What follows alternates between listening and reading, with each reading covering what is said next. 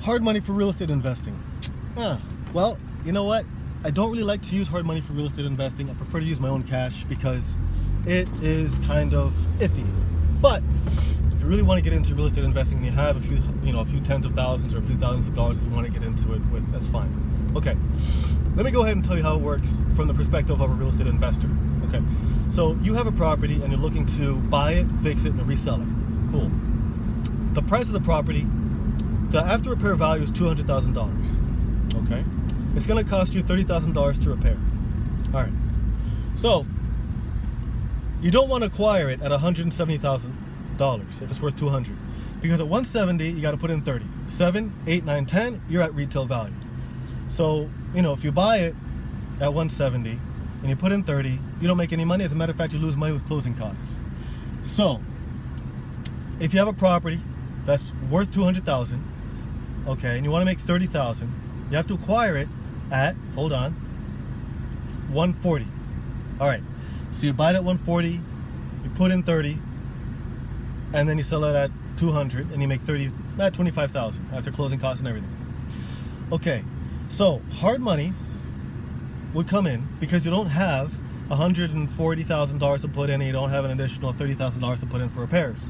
Maybe you've got 20 grand. So you put in 10,000, no, not 10,000, but 10%, no, 20% of the purchase price. So 20% of 140,000, God, math, right? Math. 140,000. 10% of 140,000 is 14,000. 20% is 28,000. Okay. So you have to come up with 28,000, right?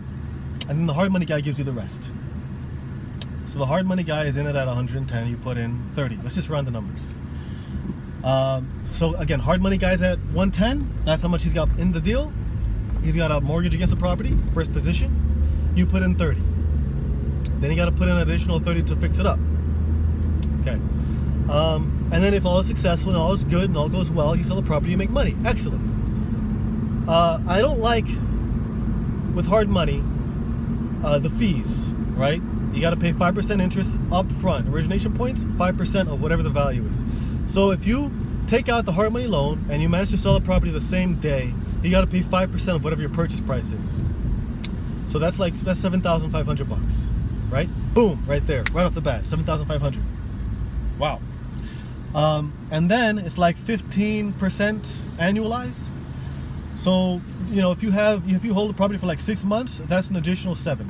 So that's already right there. You got to give the hard money guy $15,000. That's $15,000 out of your 30 that you got to give the hard money guy. So instead of walking away with 30, if you did your own money, you're going to walk away with 15, maybe 12, because you use the hard money guy to do the deal. If all goes wrong, and for some reason it doesn't work out, guess what? You lost your investment of $30,000, and the hard money guy gets a piece of property for 110 instead of 140. How about that? So from the perspective of a real estate investor, there's risk involved. You're going to get less money. There's less profit for you because you got to pay off the hard money. It's like splitting it half and half, when you use hard money for real estate. I mean, that's just how it is.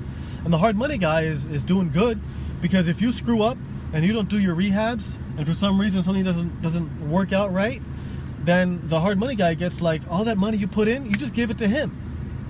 It's just giving him money away if you don't perform on your deal. So that's tough. I mean, if you know what you're doing, go for it. If not, don't. Do your wholesaling. Work with me and do wholesaling. Get to understand how everything works, because that's really risky. If you could, I'd recommend using private money, family money, love money, like friends, family that have some money that they want to invest in real estate, they want to do what you're doing. So I'd recommend, maybe reaching out to some folks and saying, hey, look, for every $10,000 I borrow for a property, I'll give you 0.5%, or maybe a fraction of a percent. So I mean, you'll end up paying out a lot less because you have total control of what you're doing. You'll end up paying maybe like $3,000 after you pay back your private money people. You give them a first mortgage, to secure it. Maybe if you want to put in a couple of people, you could do like a first, second, third mortgage, or third lien, whatever. put it all together with the title company and do it that way. You end up paying a lot less if you use money with friends and family, people that you know and you trust. Yeah, but hard money is risky. I don't like using hard money. I prefer to just use my own assets and do it. Yeah, I mean, if I have to use hard money, I prefer to use less. I don't want to be over leveraged. The other thing is, if the hard money guy does eventually foreclose on you, he has to sell it at an auction. So, even though he's in it at 110, it has to go to the auction first. So, I mean, if another guy comes in and buys a property at like 120, then the hard money guy gets his 110 with whatever interest, and maybe you might get a few $1,000s back. But, I mean, you don't want to do that. You're going to have a foreclosure on your record, and it's not good.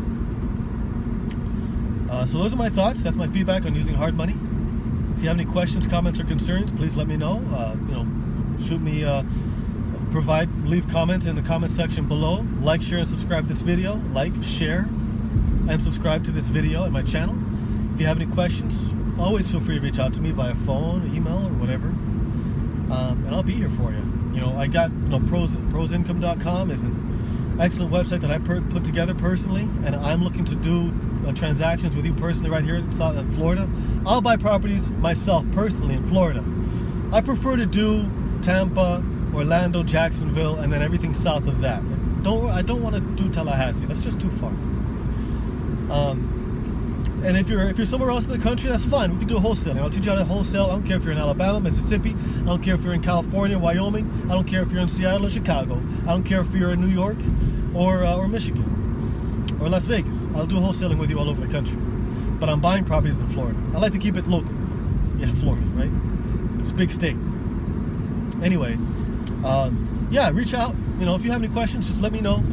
But like I said, if you're going to get into doing this, you have to know what you're doing, because hard money can really screw you over. Anytime you're borrowing money for anything, I mean, the loan is always kind of predatory, because if you think about it from the perspective of the hard money guy, you're getting a good deal.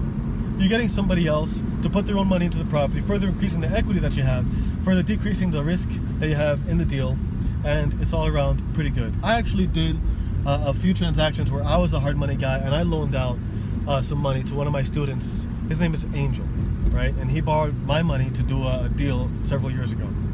And it came out fine. I got my money back and I got my interest. It was just a simple flip. He didn't do any repairs. So yeah, I understand how that whole thing works.